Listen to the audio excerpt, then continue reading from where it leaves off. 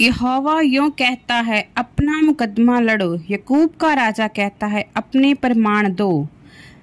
मसीह में कतर मेरे भाई और बहनों, एक गवाही को हम जानते हैं कि एक औरत को आंख का कैंसर था। जब उसे लकवा हुआ तो वह बिस्तर पर आ गई।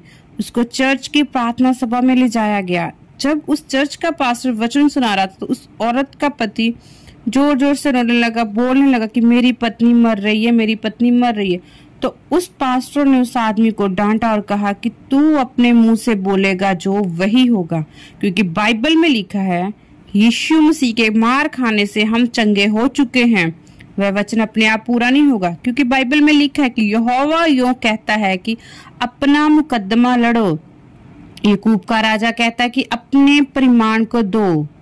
जिस तरह एक वकील भी मुकदमा लड़ते समय संविधान का सहारा लेता है, उसी तरह परमेश्वर ने कहा कि आत्मिक संविधान यानी कि बाइबल के वचनों का हमें सहारा लेना चाहिए, प्रार्थना को करना चाहिए और अपने मुकदमे को लड़ना चाहिए। अपने मुकदमे को यहोवा के आगे रखना चाहिए। कोई भी मुकदमा अपने आप जीता नहीं जाता, बल्कि हमें उस मुकदमे को आप लड़ना पड़ता है। उस पास्टर ने उस व्यक्ति को कहा कि अपनी पत्नी की छाती पर हाथ रख और अंगीकार करके तू लंबा जिएगी। यीशु के कोड़े खाने से तुम चंगे हो चुके हो। उस पर्सन को अंगीकार करने के लिए बोला गया। जब उसने वो अंगीकार किया, एकदम से बिजली की तरह करंट उस औरत के बॉडी में दौड़ा और वह चलने लगी।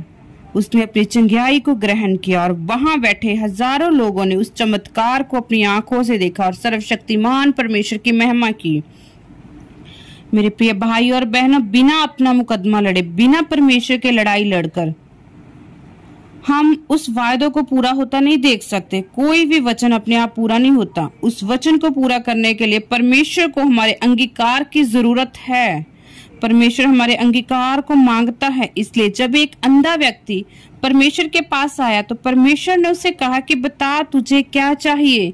जबकि हम सब जानते थे कि वह एक अंधा है, वह आंखें ही मांगेगा, मगर परमेश्वर ने चाहा कि वह अपने मुंह के द्वारा उन आशीषों को मांगे। वह परमेश्वर को अपना मुकदमा उसके सामने रखे। परमेश्वर यह चाहता था कि वो अपने मुंह से हमें बताए। मेरे प्रिय भाई और बहनों, परमेश्वर यह चाहता है कि हम मांगे, क्योंकि बाइबल में लिखा है मांगो तो तुम्हें दिया जाएगा। बाइबल में यह भी लिखा है कि परमेश्वर अपने बच्चों को मांगने से पहले जानता है कि उन्हें किन वस्तुओं की जरूरत है, पर लिखा है कि वह जानता है पर देता कब है, जब हम मांगते हैं। क्योंकि बाइबल में लिखा है कि तुम मांगो तो तुम्हें दिया जाएगा। अपनी जिंदगी के मुकदमों को, अपनी जिंदगी के मसलों को परमेश्वर के सामने प्रार्थना में उसके वचन में से होते हुए रखें और अपने मुकदमे को लड़ो, ताकि आपकी जिंदगियों में परमेश्वर की महिमा हो सके। उस महिमा को बहुत से लोग देख पाए और परमेश्वर की तारीफ हो, उसकी महिमा हो, उसका राज्य जल्दी आए। आप सबको परमेश्वर ब्लेस करे। आइए अपनी आंखों को बंद कीजिए, हम प्रार्थना करते हैं। सर्वशक्तिमान जिंदा परमेश्वर, हम प्रार्थना करते हैं कि हम अपने मुकदमे को लड़ सकें, आपके वचन के गहरे ज्ञान को समझ सके। परमेश्वर, हम समझ चुके हैं कि आप अपने वचनों के द्वारा हमें चंगा करते हैं। परमेश्वर, आपके वचन के ऊपर, आपके वायदों के ऊपर उनको मांगते हुए प्रार्थना करने की और जीत कर वापस आने की हमें ताकत दे परमेश्वर, ताकि आपकी मर्जी, आपकी योजनाएं जो हमारी लाइफ में है हम वो पूरी हो सके। परमेश्वर, आपका अनुग्रह ही हमारे लिए काफी है। प्रभु यीशु मसीह के सामर्थ्य नाम से हम सब कुछ मांगते हैं। आमीन, आमीन।